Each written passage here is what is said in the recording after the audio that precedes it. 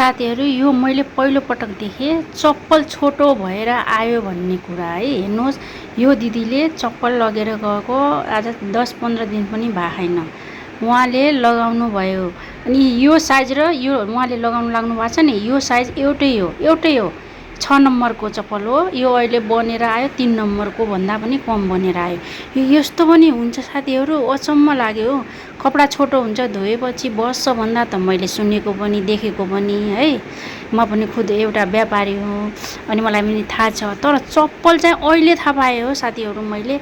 यो बिचराले 2 जोड लग्यो, 2 जोडै छोटो भयो।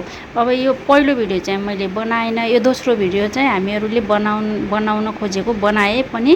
हेर्नुहोस् त अब यो अचम्म भयो के साथीहरू, हाम्रै नेपालमा बनेको चप्पल हो है यो है।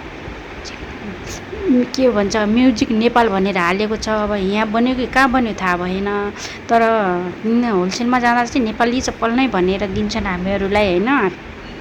नेपाली चप्पल भनेर नै ल्याएको साथीहरू। यो चप्पल देख्दा मलाई हाँसेर मरे पनि है, अचम्म पनि लाग्यो, हाँसेर पनि मरे। ल हेर्नुहोस् त यो चप्पल उहाँले 6 नम्बर लगेको चप्पल 3 नम्बर 2 नम्बर बनेर आयो साथीहरू।